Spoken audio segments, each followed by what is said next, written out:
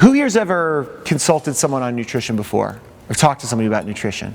I've had a lot of experience with this, and you guys might be able to relate this. You know, you talk to somebody about nutrition, they're in the gym, and you say, okay, tell me about your diet. And they say, I eat pretty good. I eat pretty good. And I go, okay, well, can you be more specific than that? It was like, let me really write down what I eat. I get up in the morning and I have a bowl of yogurt, and then I sprinkle some granola on it, and then I have it, well, you know, with a glass of orange juice and a banana. And that's my diet. Eating good. And that's kind of one of the common misconceptions. Based on those items that I've told you right there, which one of those macronutrients on this list is getting way, way too much? Which is not getting enough?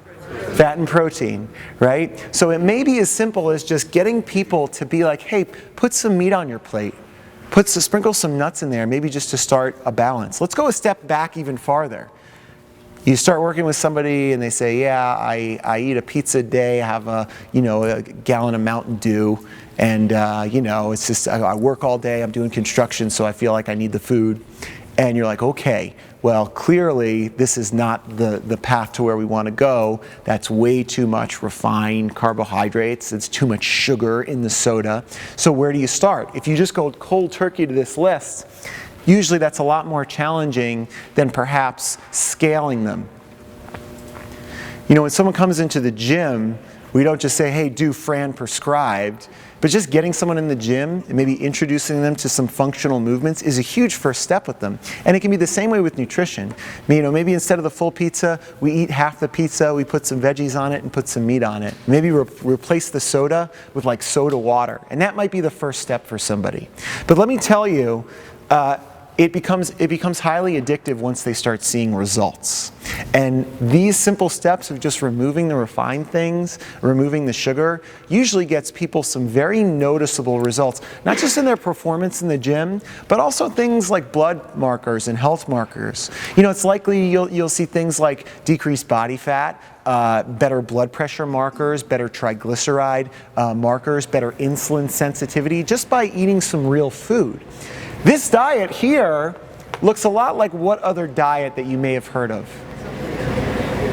Paleo, right? And let's talk about that because it's similar to the paleo diet, but it's not the same. While the paleo diet similarly adopts the idea of eating real foods, eating the way we've eaten for 99% of human existence or how we're genetically designed to eat. Paleo is after Paleolithic, and they're saying, hey, eat like the cavemen.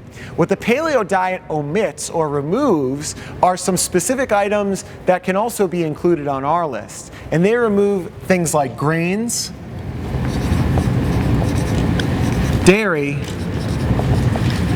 and legumes.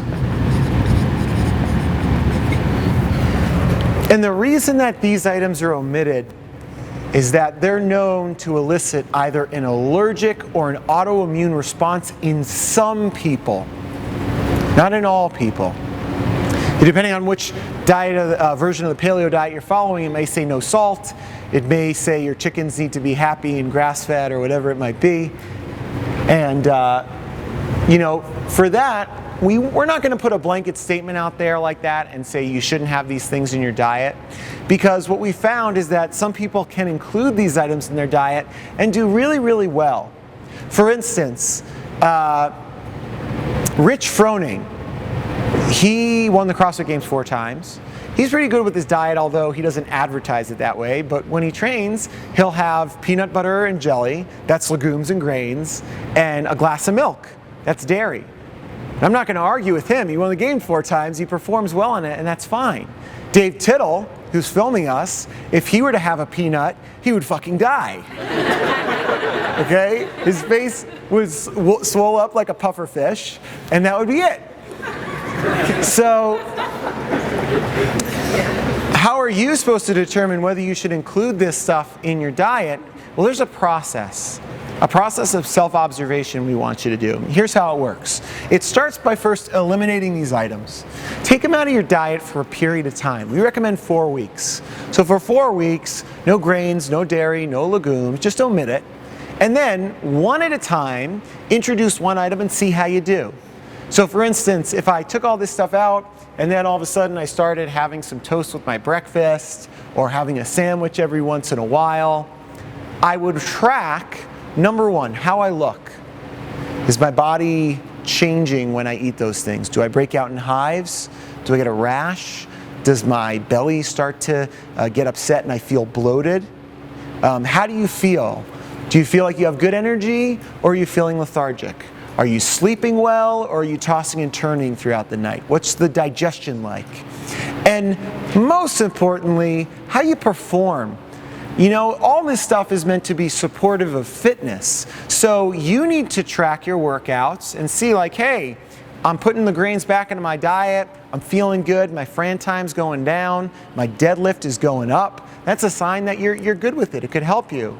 But if all of a sudden you're like, hey, I don't feel so good, my stomach's always upset, I feel kind of weak, I'm a little bit slower, well, that's a telltale sign that it's affecting you in some way, and you might benefit not having it in there.